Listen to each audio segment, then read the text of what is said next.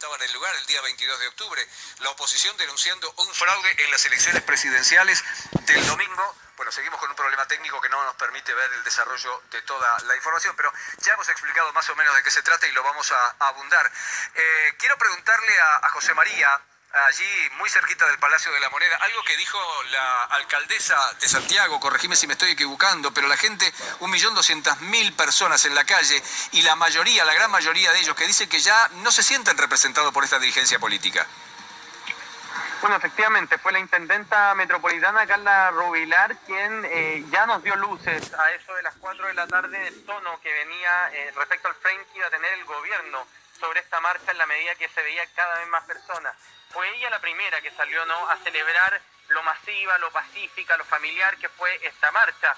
Algo para muchos incomprensible después de que el presidente 4 días antes le había declarado la guerra a un enemigo invisible, sin saber realmente a quién se estaba refiriendo, y había subido el tono de violencia de una manera muy amplia. Entonces, ayer el cambio de mirada del gobierno se pudo expresar en una serie de tweets y apariciones en redes sociales, tanto de los ministros como de los encargados de gobierno, como del oficialismo chileno, celebrando que esta marcha fuera pacífica y diciendo: hemos escuchado y tenemos que avanzar en la construcción de mejores condiciones para la dignidad de todos los chilenos. Máximo, ahí hubo un problema de concepto primero y de comunicación después, porque primero el presidente de Chile habló prácticamente de vándalos, de forajidos, para decir que estaban en guerra. Tal brutal ha sido la expresión que hasta el comandante en jefe del ejército o el encargado militar de todos estos operativos ha dicho que no estaba en guerra con nadie. Primer punto, ¿cómo se pasa de una declaración así a pedir disculpas y a modificar todo y prometer un nuevo pacto social? Aquí tenemos un problema conceptual y de comunicación muy pero muy severo que no creo que haya colaborado en nada. Bueno, tú bien señalas esa frase que la verdad las cosas que es bastante irracional, porque además hay una frase que muy mal comunicacionalmente que retrotrae a una población a las etapas más oscuras que vivió nuestro país. Por tanto, ahí hay un error comunicacional, político diría yo también, de tratar de instalar la imagen de una guerra y con la lógica de atemorizar a la población. Yo creo que también eso buscaba de alguna forma validar la militarización de Santiago y las regiones para tratar de controlar a la población que en estos momentos estaba saliendo a protestar. Sin duda alguna que ese cambio se va produciendo, el cambio de tono se va produciendo, porque la verdad las cosas que nos habíamos encontrado con una serie de días de movilización. Durante el movimiento estudiantil en el 2011 eran días de movilización bastante fijos, particularmente era el día jueves.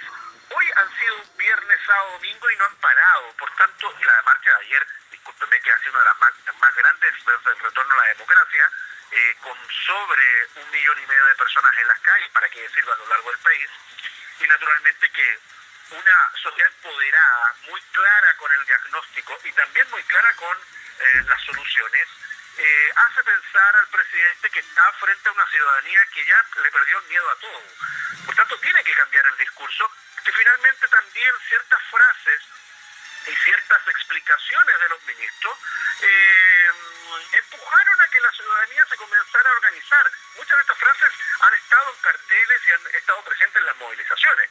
Por tanto, eso también es súper importante que el Ejecutivo y los políticos en general tengan claro de que cualquier información, cualquier explicación y frases desafortunadas son recogidas por las redes sociales, se masifican rápidamente y también juegan un rol importante para que la gente se comience a empoderar y salir a las calles, como ocurrió estos 7 u 8 días acá en Chile. Máximo, gracias por tu tiempo. Muchas gracias por ustedes. Máximo Quitral, politólogo, un lujo que nos damos, la verdad es que es un experto en las cuestiones del análisis político de Chile. Enseguida voy a volver con José María para ver puntualmente algunas cosas más. Quiero tomar contacto con la redacción, a ver cómo va la evolución de los acontecimientos en Chile. Mariana, por favor. Sí, Pepe, te cuento que en este momento están registrando 20.000 horas de imágenes del metro en busca de los autores de los ataques. 79 estaciones fueron las que fueron brutalmente atacadas, 21 estaciones incendiadas, y están tratando de mirar todo ese material, que obviamente son muchísimas horas de filmación, pero bueno, están tratando de ver quiénes fueron los autores de los ataques.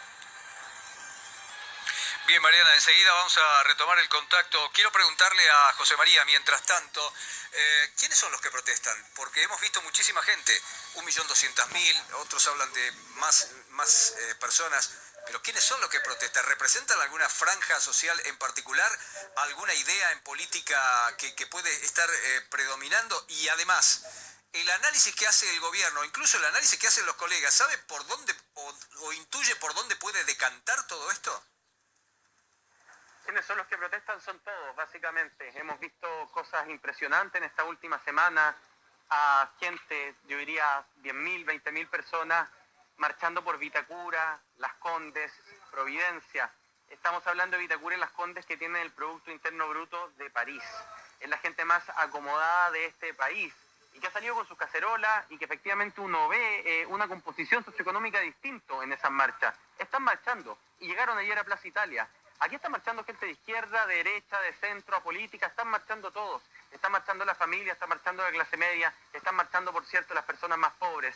Es un país completo, es una fiesta lo que se está viviendo. Es un estallido social. Y yo me atrevo a decir ahora que es una fiesta, porque aquí muchos ya hablan de la primavera chilena, ¿no? Y algunos, los más optimistas, dicen, quizás esta crisis, entendiendo lo que ya hemos logrado, es el salto definitivo que este país necesita para alcanzar el desarrollo.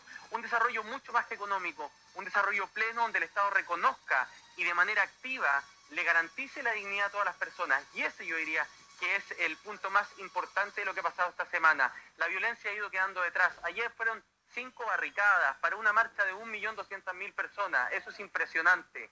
Así que el nuevo frame es el frame del futuro. La salida, no sé si los cabildos bastan.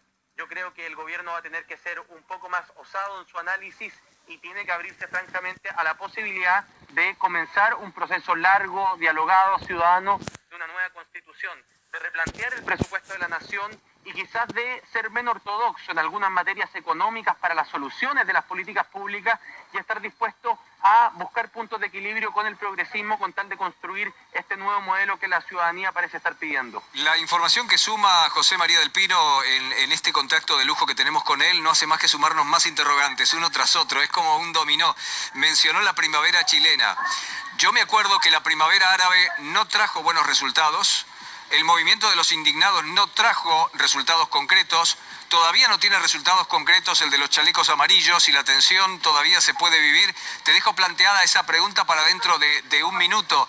Tampoco el gobierno chileno, como los otros gobiernos, parecieron haber entendido claramente el movimiento de las redes sociales o en las redes sociales.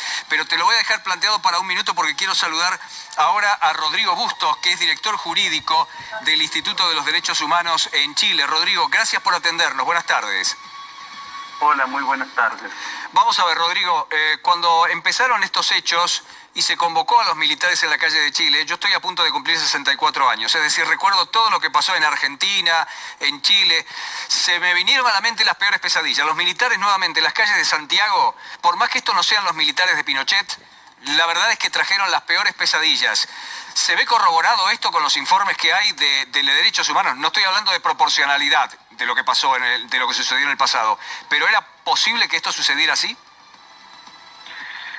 Bueno, lo que hay que decir es que más allá incluso de la referencia a la dictadura militar de Pinochet, la verdad que en cualquier país, cuando hay un estado de excepción constitucional, hay un riesgo para los derechos humanos. Así lo entienden el sistema de Naciones Unidas, el sistema interamericano de derechos humanos, porque esos tratados, de hecho, establecen una serie de obligaciones para los estados cuando se establece un estado de excepción constitucional y los militares van a las calles, porque efectivamente los militares no tienen la preparación que tienen las policías normales para, ejercer un control del orden público, de delitos comunes o delitos en el marco de una manifestación. Entonces, hay un riesgo efectivamente y lo que nosotros hemos constatado como Instituto Nacional de Derechos Humanos, como un órgano del Estado, pero autónomo, independiente del gobierno, es que han habido, sin lugar a dudas, graves violaciones a los derechos humanos durante esta semana. Tenemos datos, claro, que tienen que ver con la observación directa que hemos realizado en hospitales, en unidades policiales, en manifestaciones, y ello nos ha llevado a mostrar esos datos y a presentar múltiples acciones judiciales. Rodrigo, encuentro aquí dos bien diferentes. La primera, el léxico de guerra que utilizó el presidente Sebastián Piñera al principio, después dio marcha atrás con ese léxico. Por otro lado, también es cierto, y debemos decirlo, que el gobierno chileno parece haber reaccionado bastante rápido ante ya las primeras denuncias de que posiblemente pudiera haber violaciones de los derechos individuales, de los derechos de las personas, incluso de los derechos humanos. En ese espacio intermedio, ¿qué pasó?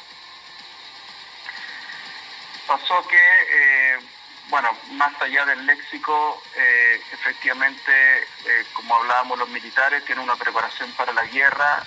Eso lleva, entre otras cosas, a que hasta ahora, de todas las muertes que han ocurrido, que son 20, 5 hayan sido por parte de agentes del Estado. Y de esos 5, 4 han sido por disparos de militares. Otra ha sido por parte de la policía, de Carabineros de Chile. De eso estamos hablando ya, de 5 muertes durante esta semana por agentes del Estado, pero también estamos hablando de 15 casos de tortura con violencia sexual, estamos hablando de 50 casos de tortura y otros tratos crueles, inhumanos y degradantes distintos de la violencia sexual. Son cifras muy graves. Yo te puedo decir algo, nosotros como Instituto Nacional de Derechos Humanos tenemos facultades para querellarnos por estos casos de tortura.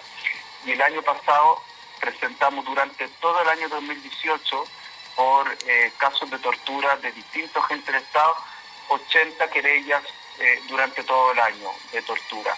Este año solo en esta semana hemos tenido que presentar 65. O sea, casi vamos a ir probablemente a la misma cantidad de querellas por tortura en una semana de las que tuvimos que presentar durante todo un año en todo Chile. Esa es la gravedad de lo que ocurrió durante esta semana en Chile, en materia al menos de derechos humanos. Rodrigo, deme un minuto, por favor, tengo alguna pregunta más para hacerle. Quiero ir a la redacción porque siguen sucediendo hechos. Me parece que a esta hora hay reuniones importantes, reuniones de debate. Mariana. Exactamente, Pepe. En este momento el Congreso de Chile está debatiendo, hay reuniones extraordinarias para debatir la agenda social. ¿Qué es esto? Es las medidas que anunció Piñera en la semana, pero que iban a ser enviadas al Congreso. Medidas como establecer un salario mínimo, por ejemplo, ¿no? O el tema del transporte también es otro de los temas. ¿Qué se está hablando ahora en estas sesiones? Por ejemplo, uno de los temas es acusaciones a los medios chilenos de estar mostrando todo el tiempo y farandularizando lo que está pasando en las protestas, mostrando con un tono amarillo el tema de las protestas. Hay una gran discusión sobre este tema y también el tema de escuchar el reclamo de la gente en las calles. Bien, estos Mariana. son los dos temas que se están hablando en este momento. Perfecto, contacto permanente contigo. Quiero ir por un minuto a José María, que daba planteada una pregunta. Un conocido periodista ítalo-argentino que además siempre nos escucha, está diciendo, bueno, la primavera árabe no fue completamente un fracaso. Túnez y Marruecos fueron exitosos. En todo caso es materia de debate y serían las excepciones a la regla, pero bueno, no voy a debatir vía interpósita pantalla con Guido, que es un amigo de la casa, por otra parte. Pero había quedado planteada la pregunta si se ha entendido esta primavera chilena mirando otros ejemplos que la verdad no han conseguido tantos resultados, y si el gobierno termina de entender o hace un seguimiento de las redes sociales, ¿cómo esto no pudo ni siquiera visorarse? Bueno, son varios puntos. Primero, contarte a propósito de lo que decían, y disculpa que no parta respondiéndote la pregunta, yo estoy dentro del Palacio de la Moneda, a mis espaldas, detrás de ese pequeño túnel que pasa al otro patio, el patio de los Cañones. Se están desarrollando reuniones muy importantes. Me acaban de informar por interno que está Sebastián Piñera, el presidente, reunido con Jaime Belolio. ¿Quién es Jaime Belolio? Es un diputado de la Unión Demócrata Independiente, uno de los diputados más jóvenes del Congreso, que está fuertemente, por ejemplo, relacionado con la nueva derecha chilena. Se especula que podría ingresar a su gabinete. Esto está ocurriendo aquí en La Moneda ahora. Sobre lo de la primavera, simplemente señalarte que yo no sé si le hace tanto alusión al mundo árabe o más bien a Pablo Neruda. Hay un verso de Pablo Neruda que es extraordinario, que dice: podrán arrancar las flores pero no podrán quitarnos la primavera. Y yo creo que hay un poco de eso, ¿no?, en la ciudadanía, de cómo esta oportunidad también entrega esperanza. Es verdad, hay muchos que han sentido mucho temor, hay muchos que han estado angustiados, hay muchos que están estresados emocionalmente, pero el despertar social que vemos hoy día en Chile va a depender mucho de cómo la ciudadanía participe, dialogue y vaya construyendo presiones sociales, ojalá presiones lo más pacíficas posibles pero efectivas, para que esta primavera chilena realmente termine en esta modificación profunda a un modelo de desarrollo que entrega recursos pero que no lo distribuye de manera correcta entre todos los chilenos. José María, muchas gracias por tu tiempo, este excelente trabajo que has hecho desde Santiago, dentro mismo del Palacio de la Moneda, y vamos a seguir en contacto. Muchas gracias y que tenga una muy buena tarde. Aprovecho esta última parte de la crónica para preguntarle a Rodrigo Bustos, director jurídico del Instituto de Derechos Humanos de Chile, ¿será esencial que junto a este encaminado político que se esté haciendo ahora hacia un nuevo pacto social, o incluso si toca cambiar la Constitución, establecer un nuevo orden en Chile posiblemente más justo, que al mismo tiempo se aclare todo lo que sucedió en materia de derechos humanos? Quiere además el destino que una figura muy prestigiosa como la expresidenta Michelle Bachelet sea la alta comisionada de Derechos Humanos de Naciones Unidas. ¿Cuál ha sido el contacto del gobierno con la señora Bachelet? Tengo entendido que hasta el gobierno es quien se ha comunicado en una ida y vuelta permanente con la señora Bachelet. Así es. Va a venir en estos días justamente una misión de Naciones Unidas, del alto comisionado, a recabar antecedentes. Tenemos información que también va a venir una misión de observación de Amnistía Internacional, y el Instituto Nacional de Derechos Humanos va a colaborar con estos organismos internacionales, porque como tú señalabas, independientemente de las salidas políticas que se puedan dar ante esta movilización masiva, increíblemente masiva de la ciudadanía hoy día en Chile, aquí han habido graves violaciones a los derechos humanos, y eso, de acuerdo a los compromisos internacionales de Chile, tienen que investigarse, sancionarse y además adoptarse medidas para que no vuelvan a ocurrir. Por lo tanto, nosotros vamos a jugar nuestro rol para que ello sea efectivamente así. No puede ocurrir. Nosotros tenemos casos de violencia sexual donde llegaron incluso a introducir armas, pistolas, rifles en la parte íntima en este caso, en estos días, de una persona detenida que era homosexual en una unidad policial. Este tipo de casos son de una gravedad tremenda y tienen que ser, por supuesto, investigados, sancionados y que se tomen medidas para que no vuelvan a ocurrir. Rodrigo, gracias por su tiempo. Muchísimas gracias a ustedes.